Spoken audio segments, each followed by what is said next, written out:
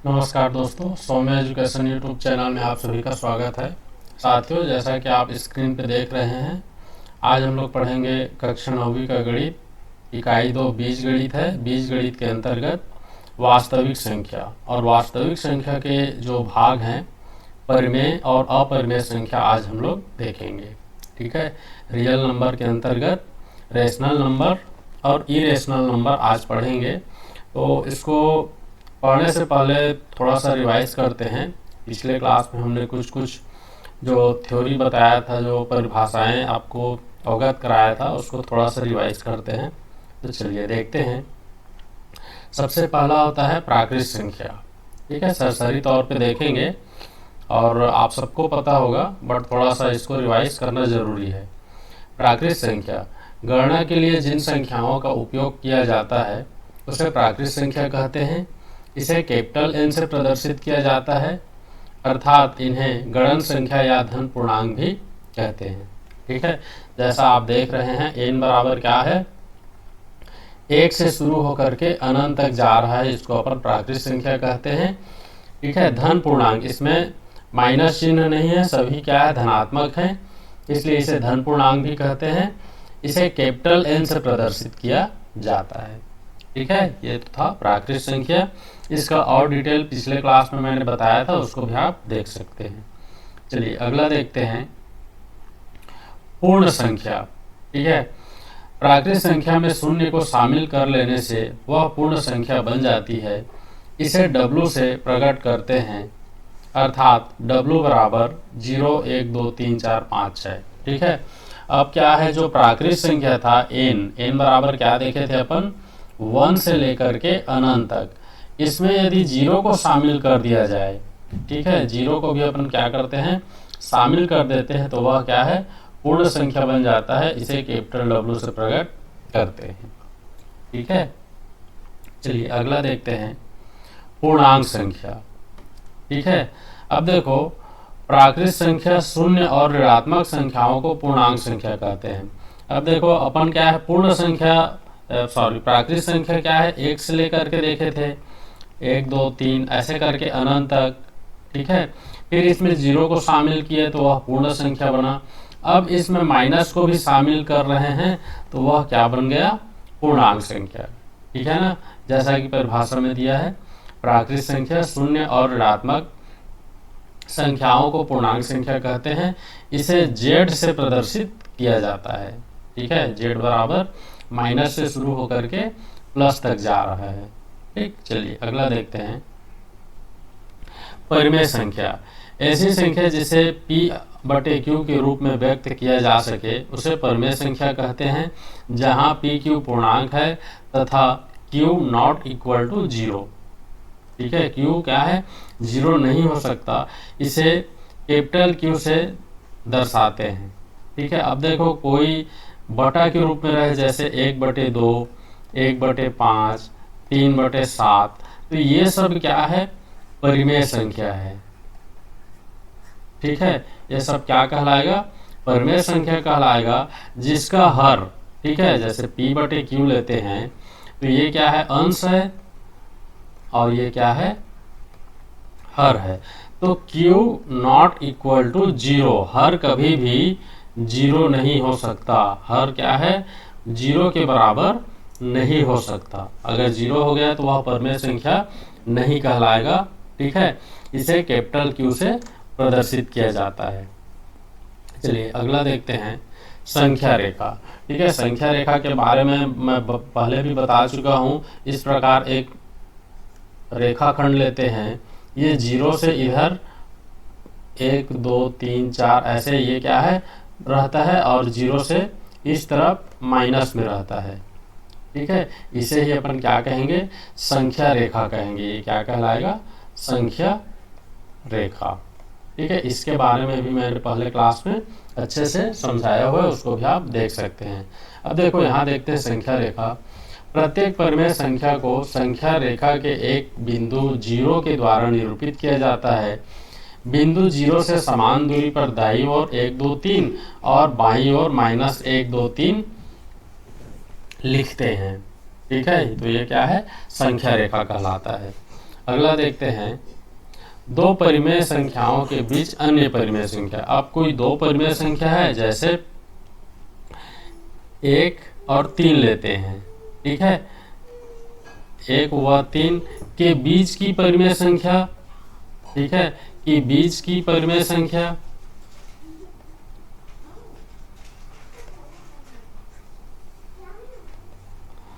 क्या होगा, 2 होगा, ठीक है ना। 1 और 3 के बीच में क्या है, 2 है। तो उसी को कैसे निकालेंगे, जैसे a व b के बीच का, a व b के बीच परिमेय संख्या बोल रहा है, तो a प्लस बी बाई 2, ठीक है। अब देखो इसको कैसे किए, 1 व 3 का बोला है, तो 1 धन 3 बटे 2, तो ये क्या हो जाएगा, 4 बटे 2 बराबर 2, ठीक है। जो हमने देखा था वही आया। तो इसको पढ़ते हैं, ठीक है। देखो यदि a व b दो परिमेय संख्या हो, अर्थात दो परिमेय संख्याओं के मध्य परिमेय संख्या ज्ञात करने के लिए दोनों परिमेय संख्याओं का औसत माध्य लेते हैं। यहाँ पे ये प्रिंटिंग मिस्टेक है, यहाँ पे बटा 2 रहेगा, ठीक है। अब देखो दो परिमेय संख्या a व b हो, ठीक है, तो उसका माध्य कैसे ज्ञात करेंगे, a प्लस बी बाई 2 यहाँ से, ठीक है, a प्लस बी बाई 2। कोई सा भी परिमेय संख्या है तो उसका माध्य ज्ञात करेंगे, तो बीच का परिमेय संख्या निकल जाएगा और माध्य a प्लस बी बाई 2 करेंगे तो वो निकल जाएगा, ठीक है। अर्थात दो परिमेय संख्याओं का माध्य परिमेय संख्या ज्ञात करने के लिए दोनों परिमेय संख्याओं का औसत माध्य लेते हैं, ठीक। तो ये हो गया आपका परिमेय संख्याओं के बीच का परिमेय संख्या। इसके बाद देखते हैं परिमेय संख्या व उसका दशमलव स्वरूप, ठीक है। अब देखो भाई भाग है, जैसे ये क्या है, परिमेय संख्या है, ठीक है, ये क्या है, परिमेय संख्या। तो इसको हल करेंगे तो क्या हो जाएगा, 1/2, ठीक है। तो ये क्या हो जाएगा, 2 0 आ जाएगा पहले, तो ये हो गया 0, फिर 1 आया, फिर यहाँ दशमलव लगाएंगे तो ये फिर 2 हो जाएगा, और ये क्या हो जाएगा, 2 पंचे 10। मतलब क्या आया, इसका दशमलव निरूपण 0.5, उसी को यहाँ बोला है। अब इसमें ये तो हो गया दशमलव निरूपण। अब ये होता है, इसके भी 3 प्रकार हैं। पहला है शांत दशमलव। तो शांत दशमलव ऐसा दशमलव जिसमें दशमलव की संख्या सीमित है, शांत दशमलव कहलाता है। जैसे कि हमने अभी यहाँ पे देखा, इसके आगे और नहीं लिख सकते, केवल इतना में ही खत्म हो गया, इसलिए यह शांत दशमलव है, ठीक है। जैसे हमने 1/2 बराबर क्या आया, 0.5, ये इतना में आंसर हमको प्राप्त हो गया, तो ये क्या है, शांत दशमलव है। और देख लेते हैं, ठीक है, और 5/2 कर लेते हैं, तो ये क्या हो जाएगा, 2.5, इतना में ही खत्म हो रहा है। मतलब ये क्या है, शांत दशमलव की श्रेणी में आएगा, जैसा कि परिभाषा में स्पष्ट है। शांत दशमलव ऐसा दशमलव जिसमें दशमलव की संख्या सीमित है, शांत दशमलव कहलाता है। चलिए आगे देखते हैं अशांत दशमलव, ठीक है। अशांत दशमलव जिसमें दशमलव की संख्या असीमित हो। अब एक आध उदाहरण लेते हैं, ठीक है, एग्जाम्पल लेते हैं, एक लेते हैं, जैसे 7/6। अब इसका भाग करो भाई, तो देखो 7/6, ठीक है ना। तो ये देखो 6 कम 6, बचा कितना, 1, दशमलव लगाए तो ये हो गया 0, फिर 6 कम 6, बचा कितना, 4, फिर इसमें 0 लगाए, ठीक है, 6 छक्का 36, बचा कितना, 4। अब ये क्या है, 6 6 इधर आप करते जाओ, जाते जाएगा, ये अनंत तक जाएगा, मतलब ये क्या है, शांत नहीं होगा। तो ये क्या है, अशांत दशमलव का उदाहरण है, ठीक है। इसको क्या कहेंगे, अशांत दशमलव, ठीक। उसी प्रकार एक करके देखना आप, 9/11, तो इसका आंसर भी आएगा आपका 0.8181, ऐसे ये जाएगा, ठीक है। तो ये सब क्या है, अशांत दशमलव की श्रेणी में आता है। अब देखो आवर्ती दशमलव, ठीक, ऐसा दशमलव जिसमें दशमलव के बाद आने वाली संख्या की पुनरावृत्ति होती रहती है। अब इसमें भी पुनरावृत्ति हुआ है 6 का, लेकिन ये दशमलव के बाद नहीं आया है, दशमलव के बाद कोई दूसरा है, उसके बाद पुनरावृत्ति हुआ है। उसी प्रकार देखो दशमलव के बाद 8 आया है, फिर 1, फिर 8, फिर 1, तो ये क्या है, पुनरावृत्ति नहीं हुआ है एक ही संख्या का। लेकिन ऐसा दशमलव जिसमें दशमलव के बाद आने वाली संख्या की पुनरावृत्ति होती रहती है आवर्ती दशमलव कहलाता है। अब देखते हैं इसका एग्जाम्पल लेते हैं, 2/3 छोटा छोटा लेते हैं। अब इसको करके देखो भैया, 2/3 करो तो क्या हो जाएगा, नहीं ये 3/2 हो गया, सॉरी 3/2 होगा। तो देखो 3 शून्यम शून्य, ठीक है, बचा कितना 2, दशमलव लगाए तो ये हो गया 20, 3 छक्का 18, आया कितना 2, फिर ये क्या हो जाएगा, दशमलव लगा है तो 20, फिर 3 छक्के 18, फिर आया कितना 2, ये इसको 20 करके फिर 3 छक्के 18, ठीक है। तो ये देखो ये क्या है, कंटिन्यू बढ़ता जाएगा। तो इसको अपन क्या लिख सकते हैं, 2/3 बराबर 0.6 ऐसा, ठीक है। तो ये क्या है, ये जो बार लगा है मतलब ये असंख्य बार आएगा, ठीक। तो ये तो हो गया आपका आवर्ती दशमलव। चलिए अगला देखते हैं, अपरिमेय संख्या। अभी तक हमने परिमेय संख्या देखा था, अब अपरिमेय संख्या देखेंगे। तो देखो ऐसी परिमेय संख्या जिन्हें p/q के रूप में व्यक्त नहीं किया जा सकता अपरिमेय संख्या कहलाती है, ठीक है। परिमेय संख्या जिसको p/q के रूप में व्यक्त किया जा सकता है और q नॉट इक्वल टू 0 ऐसा रहता है, ये क्या है, परिमेय संख्या है।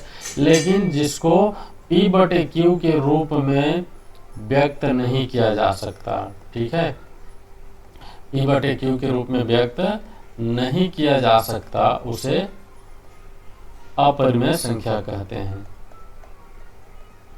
उसे क्या कहते हैं, अपरिमेय संख्या। जैसे कि वर्गमूल 3, वर्गमूल 5, पाई इत्यादि, ठीक। अब आपका अगला टॉपिक है, इसको भी थोड़ा सा देख लेते हैं, वास्तविक संख्या, ठीक है, रियल नंबर, ठीक। वास्तविक संख्या, परिमेय संख्या और अपरिमेय संख्या से मिलकर बनने वाली संख्याएं वास्तविक संख्या कहलाती है। इसे r से दर्शाया जाता है। इस प्रकार प्रत्येक वास्तविक संख्या या तो परिमेय संख्या होगी या अपरिमेय संख्या, ठीक है। जो परिमेय संख्या है जैसे -3, -2, 0, 1, 2, 4, ठीक है, वर्गमूल 3, वर्गमूल 5, पाई, ये सारे संख्या आपका रियल नंबर कहलाएंगे, वास्तविक संख्या कहलाएंगे, जैसा कि परिभाषा में दिया है, ठीक है। परिमेय संख्या अपरिमेय संख्या से मिलकर बनने वाली संख्याओं को वास्तविक संख्या कहते हैं। इसे कैपिटल R से प्रदर्शित किया जाता है, ठीक। अब इसी में एक आता है परिमेयकरण, हर परिमेयकरण बोलते हैं जिसको जनरली, ठीक है, हर का ही परिमेयकरण करते हैं, हर परिमेयकरण। अब देखो कोई एक संख्या दिया हुआ है इस टाइप का, वर्गमूल a - b, तो इसका परिमेयकरण करने पर, परिमेयकरण कैसे करेंगे भाई। अब देखो ये संख्या है 1/वर्गमूल a - b, तो इसी का गुणा करेंगे ऊपर नीचे में, लेकिन संख्या बदल देंगे, ठीक है। यही है जो हर में है, ये देखो हर में ऐसा है, उसी को ऊपर नीचे गुणा किए लेकिन संख्या बदल दिए, तो ये क्या है, अब इसको सॉल्व करेंगे तो ये हर परिमेयकरण कहलाएगा, जहां a व b क्या है, रियल नंबर है, ठीक है। a व b क्या है, सॉरी पूर्णांक है, a व b पूर्णांक है। तो इस प्रकार ये तो था ठीक है, जो हमने छोटा छोटा टॉपिक लिया था, जिसको हमने पिछले क्लास में भी पढ़ चुका है। प्राकृत संख्या, पूर्ण संख्या, ठीक है, पूर्णांक संख्या, परिमेय संख्या, अपरिमेय संख्या, दशमलव संख्या, ठीक है, वास्तविक संख्या, परिमेयकरण, ये सारी चीज़ें हमने पिछले क्लास में पढ़ चुका था, लेकिन इसको थोड़ा सा रिवाइज करना जरूरी था, इसलिए मैंने आपको बता दिया। ठीक है, नेक्स्ट क्लास में अपन प्रश्नावली 2.1 देखेंगे। तो उसके लिए आपको अभी सिर्फ इसको जानना जरूरी है, वहाँ पर आपको डाउट होगा तो ये चीज़ है, ये जो परिभाषा है वो काम आएगा। आज के लिए बस इतना ही।